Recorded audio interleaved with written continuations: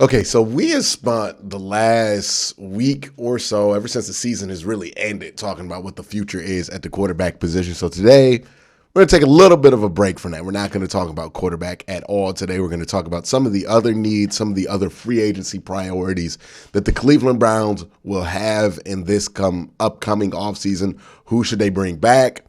Who should they look to replace? If they replace that person, who should they replace that person with?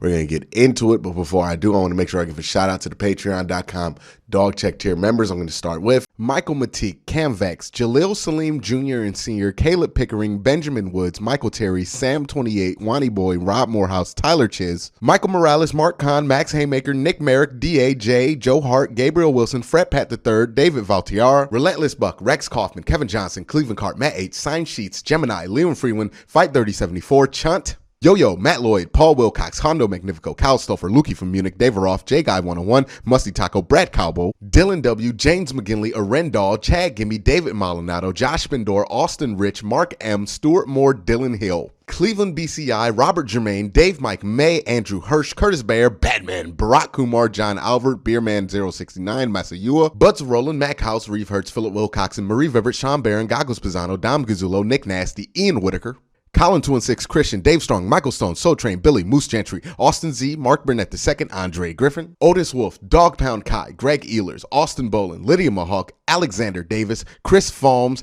Picktown Browns backer, Max Nilakenko, Max Al Dojo, and Water Bear Marketing. Again, guys, thank you so much for your support on Patreon. It means a ton to me. Now let's get into the video. And we're going to start this video off by talking about the most obvious free agent priority that the Cleveland Browns have that's currently on their roster, which is Jadaveon Clowney, right? Jadaveon Clowney came in, had an excellent year, but his free agent status is kind of interesting, right? Because he'll be 29 when he hits free agency in March. He will also have an extensive injury history and, not a long-term pattern of success behind him, right? This is a dude who had 3 sacks in 3 years. Then he had 9 this year. So that might look very volatile to some people who are looking at Jadaveon from the outside in. Now, me personally, I would love to bring back Jadaveon. If his number can stay at a reasonable number, I do think he's a safe bet to stay at a reasonable number just because look at all of the pass rushers that are coming out who are going to be free agents this year. If a team that's in a position to sign Clowney, right? The position to sign Clowney is a team that wants to win now, a team that's building for now, and not a team that's building for the future. So these aren't teams with like a ton of cap space. These are teams who are going to want to sign somebody to a 1 or 2 year prove-it deal and get them going on their feet as fast as possible, right? And when you look at that market, it's pretty crowded this year. I mean, you got Von Miller, Chandler Jones, Anthony Barr, all going to be available. So that's going to cloud up that market. I don't think there's going to be a lot of teams that are rebuilding that would be interested in Clowney just because of the injury history and the age. It just wouldn't make that much sense to them. So that leaves the Browns in a sweet spot to where Clowney can be made available at a reasonable number if all things can go their way. So Jadaveon Clowney, definitely a top priority. Also, not just because of what he can do individually, but what you can do with him and Myles Garrett as a tandem. It's no mistake that Myles' best year has come when he's had Jadaveon Clowney, not just because Jadaveon's been tremendous help on that opposite edge, but also because they're symbiotic to each other, right? You can move Jadaveon around, and that allows you to move Myles Garrett around. You could be real flexible with where you put both of these guys on the defensive line, real flexible about how you use the defensive line with both of these guys. And that allows you to get the best out of Jadaveon and the best out of Myles Garrett. Again, it's not rocket science on why both of these guys had, if not career years, close to career years with each other, is because they fit each other skill set wise like a glove.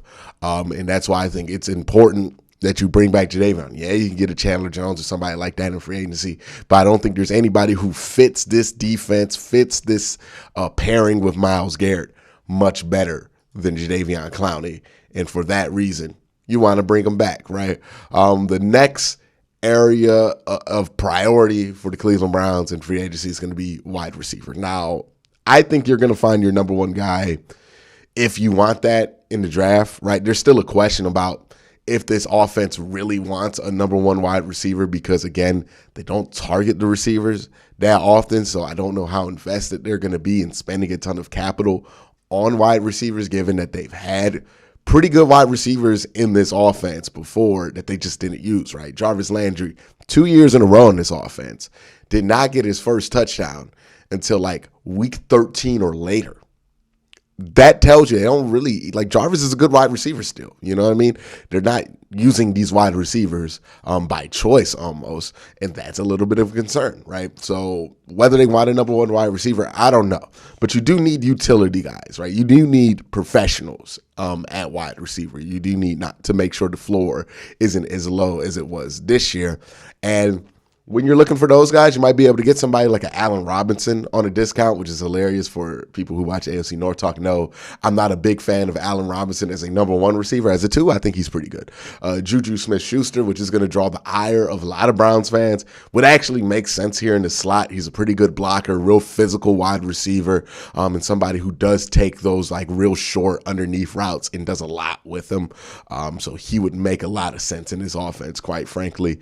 Will Fuller is somebody who would make sense as a more established kind of a deep threat than what you have with Anthony Schwartz. If you're still all in on Anthony Schwartz, it's cool. Jamison Crowder is somebody you would bring in similar to that Juju role where he would play the slot. You just want to stabilize that wide receiving position, put some more professionals in there, raise the floor of it just a little bit. No, you're not looking for a number one contributor, but you are looking for, somebody on third down that you can rely on. I think all of these guys can be fairly reliable third down targets. Maybe Jamison Crowder would be the most questionable one on that list, and maybe Will Fuller for a third down target would be questionable too. But Allen Robinson, Juju Smith-Schuster, these are reliable guys on third down that you might want to consider. And that's why I think that's somewhere that the Browns are going to focus on. They're not probably going to go for the big ticketed wide receivers. I don't even know if they're going to go for that in the draft, to be honest with you. But I do think that they'll go for that sub-ticket wide receiver in free agency. The next thing that we have here that's a priority for the Cleveland Browns, Chris Hubbard. Now, when I say Chris Hubbard, I really mean his role, but also Chris Hubbard, right? Like, if you could bring back Chris Hubbard, that'd be great. Now, I can understand the concern that you would have on bringing back Chris Hubbard, seeing that he has had 2 season-ending injuries in a row. Same thing with Jack Conklin, right? So that's a bit of a concern right there, right? The injuries are starting to pile up on Chris Hubbard, so you don't know if he's going to be around next year, even if you do sign him. But you do need somebody to fill his role, right? Chris Hubbard, I think a lot of people forget this or choose to forget it. But when we talk about the offensive line issues, last year the Browns had injuries on the offensive line, right? They had them like one at a time. And when they had him one at a time, you were able to plug in Chris Hubbard literally anywhere you had an injury, right? He played guard both sides.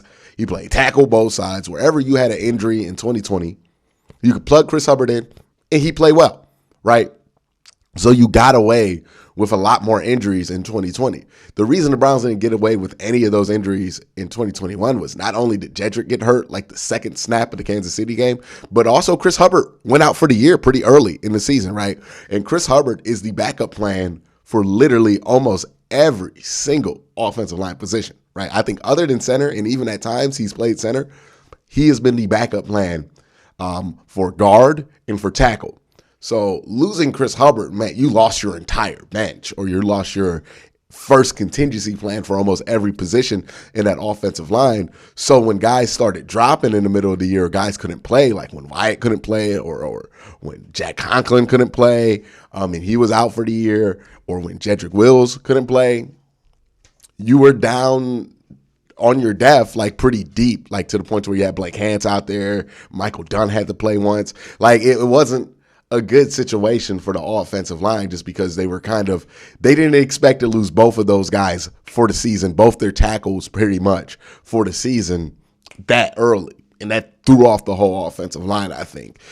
So you need to have somebody who, if it's not going to be Hub that's going to fill that role, then you need to have somebody who can fill that role, an established kind of six-man swing offensive lineman. It's going to be hard to find somebody who can play both the guard positions and both the tackle positions at a competent level like Chris Hubbard can. So that might not be what you get, but you need a swing guy, right? A swing tackle, somebody who, hey, if one of those guys go out, and we know Jack Conklin has a history of injuries. Now, to be fair to the backup offensive lineman, is the defensive tackle position.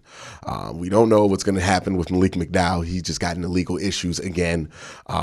So that's not great. But we know that, hey, look, Malik Jackson probably not coming back. You got Tommy Togiai. Jordan Elliott's been pretty disappointing his 3 years in the NFL so far.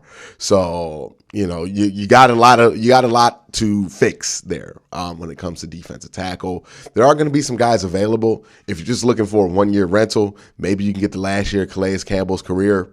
You sign him, he'll be fine. He'll be great in that role. Calais is a pros pro. Or BJ Hill, who was on New York and then got traded to Cincinnati. He might be an option there. That was a pretty good trade, by the way, that Cincinnati finagled out there to get BJ Hill. But you want to address that defensive tackle position just because the secondary is so good and the edge rush is so good. You don't want it to be erased by a weak interior defensive line, which means that, hey, look, you might be able to cover at elite level. You might be able to pass rush at elite level, but they might just be able to run it up the middle on you and ain't nothing you could do about it. And that's going to be a problem, right? So you don't want that to become a problem. You want to make sure you're sufficient enough in the interior. We have not had great luck drafting that position, unfortunately. That's one of the things Andrew Berry's staff has not done a great job of, is fixing that. We've tried it for 2 years to try to fix that hole. It has not been successful. We've not found a starting level player yet in 2 years. So that's not great. But you got to find something, right? I would love a long-term solution. Look, if you think you can get one in the first round at defensive tackle, I would almost be all for it over a wide receiver, just because that hole has been needing to be plugged for a while. But that is where I'm at on that. And then the last priority for this team is retaining David Njoku. This is going to be difficult, right? Because Austin Hooper's cap situation isn't what I thought it was. I thought the dead money was like $1.5 million. It's actually $7.5 million. Probably not going to cut him, right? And even if you do, you still take a significant cap hit at $7.5 million if you cut Austin Hooper. So he's probably staying. I don't know where you find the money to keep David Njoku, but if this offense does not have a David Njoku and they're still insistent on focusing on these tight ends as much as they were last year, you're going to have a problem, right? Because David Njoku is the one tight end here that's actually has the potential to be a bit of a game changer at that tight end position from a receiving standpoint. We know Austin Hooper, look, he going to give you something, but he ain't going to give you it all, and he's going to give you some drops, right? Harrison Bryant, maybe he can develop and step in to that role, but David Njoku is the only thing that you feel good about in the passing game with the tight ends.